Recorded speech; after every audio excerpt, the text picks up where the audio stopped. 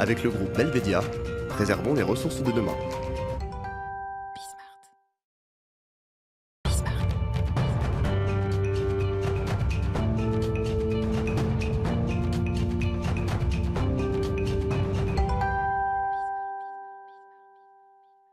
Amélie Favre-Guittet, toujours heureuse d'être avec nous sur le plateau de Smart Job. Vous avez des étudiants, et pas que des étudiants, des chefs d'entreprise, puisque Auriel n'est plus étudiant depuis longtemps. On va parler du premier entretien lorsqu'on sort de l'école, qu'on a trouvé son emploi, ce qui n'est pas si simple. Oui. On l'a arraché, ce job. On a donc fait tous ces entretiens d'embauche. On a suivi tous les conseils d'Amélie Favre-Guittet, parce qu'évidemment, vous suivez ses conseils. Et puis, à un moment donné, il va falloir aller à ce fameux rendez-vous de 14 heures pour l'entretien annuel ou l'entretien professionnel, qu'importe. Ouais. Il va falloir parler salaire. Comment on fait quand on est un jeune salarié avec peu d'expérience pour faire une négo? Et d'abord, est-ce que c'est possible d'entamer une négo? C'est possible, il faut surtout ne pas en avoir peur. On n'aime pas parler argent en France, hein. C'est un peu tabou. Pourtant, l'argent, c'est beau, c'est propre, ça permet de faire plein de choses sympas. Il y a de l'argent sale aussi. Hein. Ouais, mais ça, on n'en parlera pas. D'accord. Non, mais c'est propre, pas toujours. Aujourd'hui. Non, c'est important d'en parler. Et souvent, c'est vrai que les étudiants me disent, oui, mais moi, j'ai peur d'en parler. Ou si je demande tel montant, ça va peut-être faire peur au RH, qui va du coup rebooter ma candidature. Alors que pas du tout. Ça fait partie... c'est un jeu, c'est de la négo, ça fait partie de l'entretien. On vous a questionné pendant l'entretien sur plein de sujets, et on va aussi vous poser des questions sur votre salaire. Donc ça, c'est important. Et donc, il y a des étapes, effectivement, pour bien réussir ça. Alors, les étapes, c'est quoi, concrètement? Est-ce qu'il y a une méthodologie? Est-ce qu'il y a des stratégies verbales à utiliser? On parle beaucoup en KE, enfin, il y a souvent ces mots, on se dit, mais alors, c'est du brut, c'est du net, c'est quoi? Parce que ça embrouille un peu, c'est du brut. On parle toujours en brut. On ne fait pas ses courses avec le brut, madame Amélie Favre-Guittet, vous le savez très bien. Tout à fait. Et ça peut être une technique de négociateur, de justement, à un moment donné, passer sur du net mensuel pour perturber l'interlocuteur en face. Mais il faut être ultra à l'aise pour savoir jongler entre les chiffres. C'est très compliqué. C'est très compliqué, mais ça peut être très malin pour arriver à négocier un petit peu plus. Qu'est-ce qu'on doit faire? Quels sont les conseils pratiques que l'on doit utiliser quand on veut négocier, quand on veut essayer d'avoir une augmentation? Donc déjà, on parle en brut annuel, hors prime, hors charge. Parce qu'on parle en package. On va négocier son brut. Si on n'obtient pas son brut, on va négocier des avantages, des primes, des avantages. En télétravail aujourd'hui. Il faut les justifier, les primes, Amélie, quand même. Il faut dire. C'est des primes sur des résultats. Sur des résultats, donc il faut avoir des résultats. D'accord, il faut quand même avoir un petit. Si on vient en entretien, on est confiant sur ses compétences. Il faut avoir un truc dans la musette quand même. D'accord. Tout à fait. Mais c'est ultra intéressant pour un chef d'entreprise de plutôt faire monter le candidat avec des primes que plutôt de lui donner tout de suite un salaire brut chargé et du coup qui va coûter assez cher à l'entreprise. Exactement. Même si on a des aides.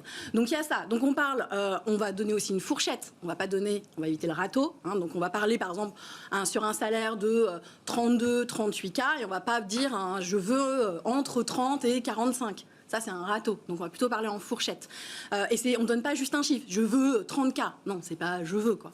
On va aussi mettre en avant... On dit quoi? Je souhaiterais, il serait aimable à Monseigneur de pouvoir m'accorder? Non, qu'est-ce qu'on dit? Non, on va rappeler au recruteur toutes les raisons pour lesquelles il doit nous recruter. C'est au vu du marché du travail, au vu de mes compétences. Je vois Auriel qui est chef d'entreprise. Au vu de votre besoin, aujourd'hui, ma rémunération est entre ça et ça. Qu'en pensez-vous? Et on ouvre la discussion. On pose une question. Qu'en pensez-vous? Tout à fait. C'est comme ça qu'il faut faire? Je pense qu'on peut montrer pendant cette négociation qu'on a travaillé son sujet, qu'on est intelligent sur le sujet, c'est-à-dire qu'on connaît les comparables, on sait quels sont les salaires dans les autres entreprises, on sait. Et quand on arrive comme ça, en étant assez fort dans la négociation, l'employeur, il va devoir céder sur un certain nombre de choses, mais il va aussi se dire, j'ai en face de moi quelqu'un qui est pertinent dans sa négociation. Et pragmatique. Donc, ça donne aussi envie de l'embaucher, de l'augmenter. Donc il faut savoir que ce n'est pas négatif, au contraire, c'est assez positif de venir avec les bons arguments pour négocier. Ça vous intéresse, Yann, ça? Vous flippez, vous, à l'idée? Parce que vous n'êtes pas encore rentré dans la carrière, donc vous dites un jour ça va m'arriver, mais le syndicalisme, ça va vous aider, ça? Non, mais en plus, j'en suis pas loin là, de la fin de mes études, donc je me dis effectivement ça peut m'aider. Et je pense que ça peut être des compétences qui seraient très intéressantes de développer aussi au sein des formations. C'est vrai. Sur des modules de professionnalisation, etc. Ouais, parce que Amélie Favre-Guittet, Talent Management, je ne me suis pas trompé aujourd'hui, vous voyez. Vous le faites aussi, hein, vous accompagnez aussi. On a une branche qui s'appelle la négociation académie où on forme justement à négocier, que ce soit le salaire ou apprendre à négocier avec sa belle-mère. Parce que Dieu sait si c'est flippant, me souvenant de ces premiers moments, c'est une angoisse, parce qu'évidemment, quand on a pris de la bouteille, tout ça paraît loin, mais on le vit toujours avec beaucoup de douleur, la petite boule au ventre. donc j'entends chez un chef d'entreprise, il faut quand même qu'il y ait du répondant, quelqu'un de solide. Et vous dites, et c'est très intéressant, vous l'avez déjà dit sur ce plateau, attention aux grilles, vous savez, qu'on trouve dans les journaux, qui sont tirées des MBA, où on se dit, waouh, je vais gagner, puis finalement on redescend de beaucoup. Elles sont toutes gonflées. C'est ça. Les grilles des écoles, les grilles qu'on trouve dans les échos ou ailleurs, elles sont toutes gonflées. Les écoles les gonflent automatiquement pour valoriser, pour être mieux justement dans les strates. Donc non, il faut regarder le prix du marché. Il faut regarder où on est. Entre Quimper, Paris et Lyon, c'est pas les mêmes tarifs. C'est vrai. Faut regarder ce qui est vraiment demandé par l'entreprise, la taille de l'entreprise, le secteur d'activité. Il y a tout ça qui va rentrer en ligne de compte. Et puis il y a le contexte économique aussi. Donc c'est pour ça que je dis souvent, c'est ok, peut-être être moins gourmand sur son fixe, mais montrer pendant sa période d'essai, grâce aux primes, qu'on va pouvoir faire gonfler son salaire et qu'on va pouvoir amener des résultats à l'entreprise et pouvoir renégocier en fin de période d'essai une augmentation de salaire. Ben, c'était très précis. Rajouter un petit mot. Non, je pense que c'est une très bonne piste aussi. C'est si on n'obtient pas tout, donner une perspective. Comme Exact. ça, à la prochaine négociation, on arrive plus fort. On arrive plus fort et on sait qu'on a quand même quelque chose qui va tomber. Voilà. Mais il faut quand même aussi donner un peu envie aux collaborateurs. Parce que sinon, si on lui dit que tout est fermé, qu'il n'y a pas de prime, que rien, les 6 mois qui suivent. Saisir son employeur au mot et lui dire pour ne pas dire à la gorge. Merci Auriel. Un dernier mot, Amélie. Point, bah oui.